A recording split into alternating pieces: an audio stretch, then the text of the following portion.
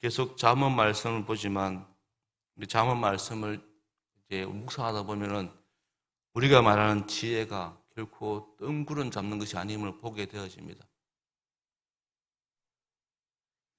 그러니까 지혜가 우리가 잠언 말씀을 묵상하다 보면은 손에 쥐어지는 실질적인 것이라는 것을, 또한 그 가치가 또 실제적인 것을 우리가 이제 경험하게 됩니다. 오늘 말씀도 어떤 지혜의 실제적인 모습을 보여주고 우리에게 가르치고 있습니다. 우리가 지혜가 뜬구름 잡는 것이 되지 않게 하기 위해서는 우리가 실질적으로 삶 가운데서 행해야 됨을 보여주고 있다는 것입니다. 그것이 오늘 본문에서는 다른 사람과의 관계에서 그것을 드러내라고 말씀하고 있습니다.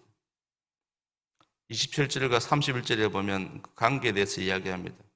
특별히 27절 보면 내 손이 선을 베풀 힘이 있거든 마땅히 받을 자에게 베풀기를 아끼지 말며,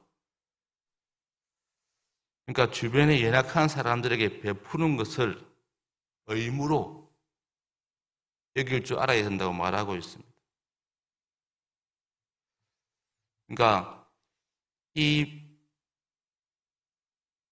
나에게 주신 것으로 주변의 연약한 자를 돕는 것, 이게 지혜로운 모습이고 이게 선한 삶이라는 겁니다. 그래서 우리가 흔히 말하는 선에 있던 적극적 행위, 그것이 바로 이웃에 대해서 베푸는 것으로 표현된다고 가르치고 있습니다.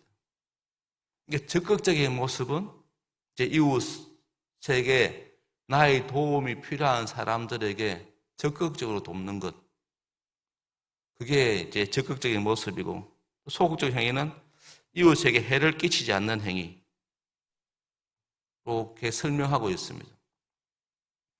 이제 마땅히 받을 자라는 표현이 나옵니다. 이건 도움을 구하는 자 또는 도움을 필요한 자를 말하는데, 이런 사람을 만났을 때 최선을 다하라는 겁니다. 그러므로 지혜로운 자는 도움을 필요한 자가 도움을 구할 때 그것을 하나님께서 자신으로 하여금 선을 베풀 수 있도록 허락해 주신 기회로 받아야 된다는 겁니다. 그러니까 지혜로운 사람의 모습은 하나님이 내게 주신 것으로 다른 사람에게 베풀 수 있는 기회를 주실 때 그걸 은혜의 기회로 알고 행하는 사람, 그게 지혜로운 사람이라는 겁니다.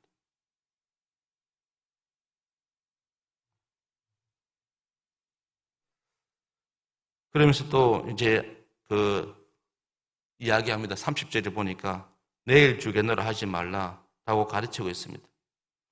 그러니까 하나님께서 나에게 적극적으로 선을 행할 수 있는 은혜의 기회를 주셨을 때 그 기회를 미루지 말라는 겁니다. 그 기회를 미루는 것은 은혜의 기회를 잃어버리는 행위라는 것입니다. 그러니까 우리가 하나님 주신 것으로 적극적으로 이웃을 위해서 선을 베푸는 것, 그게 지혜로운 모습이고 아름다운 신앙인의 모습이라는 것을 보여주고 있습니다. 또 마땅히 받을 자라는 것은 바로 그렇게 베푸는 사람이 연약한 사람에게 베푸는 것을 의무로 여기라는 것입니다. 하나님이 나에게 주신 것을 가지고 적극적으로 선을 베푸는 그것이 나의 의무다 라고 여기라는 것. 이렇게 우리에게 지혜로운 자의 모습을 가르치고 있습니다. 그러면서 또 이어서 말합니다. 사람이 내게 악을 행하지 아니하였거든 까닭 없이 더불어 다투지 말라고 말하고 있습니다. 이웃과 다투지 않는 것, 이게 지혜로운 사람의 모습이라는 겁니다. 까닭 없이 다투지 말라. 사람이 어찌 다툴 일이 없겠습니까? 부부 간에도 다툴 일이 많습니다. 또 이웃과의 관계에서 살다 보면 다투는 것은 피할 수 없는 그런 일입니다. 그런데 여기서 말하는 다투지 말라는 것은, 까닭을 다투지 말라는 것은 아시는 것처럼 사소한 이유로 다투는 것을 말합니다.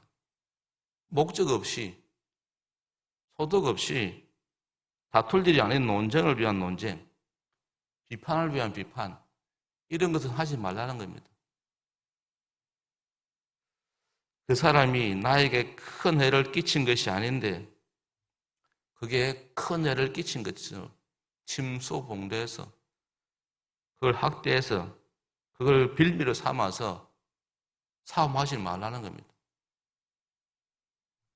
이렇게 지혜로운 사람은 이런 지혜를 발휘해서 이웃과의 좋은 관계를 유지하는 것, 화평한 관계를 유지하는 것, 이게 바로 지혜의 실질적인 행동의 모습임을 보여주고 있습니다.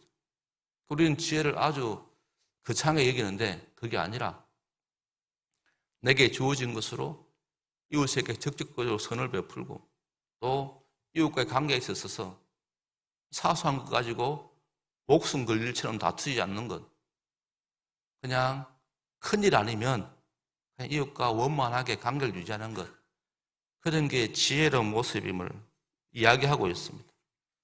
그러면서 또 이제 32절부터 대저 패역한 자는 여호와께서 미워하시나니 정직한 자에게는 그의 교통하심이 있으며 악인의 집에는 여호와의 저주가 있거니와 의인의 집에는 복이 있느니라. 진실로 그는 거만한 자를 비웃으시며 겸손한 자에게 은혜를 베푸시나니 지혜로운 자는 영광을 기업으로 받거니와 미련한 자의 영달함은 수치가 되느니라.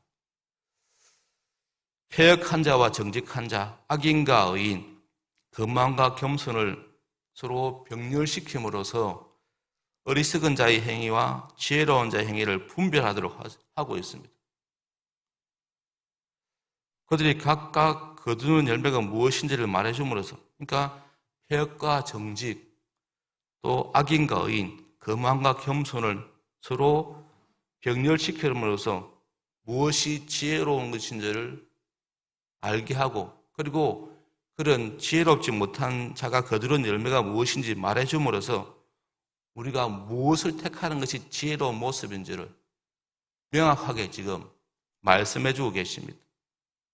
이처럼 지혜는 우리가 추상적으로 뜬구름 잡는 것처럼 여기지만 잡은 말씀은 그게 아니라 우리가 생활 속에서 실질적으로 행동할 수 있고 행할 수 있고 경험할 수 있는 일로 이야기하고, 그래서 우리가 그런 실질적인 삶을 통해서 지혜가 어떤 것인지를 하나님이 보여주기를 원하신다는 것입니다.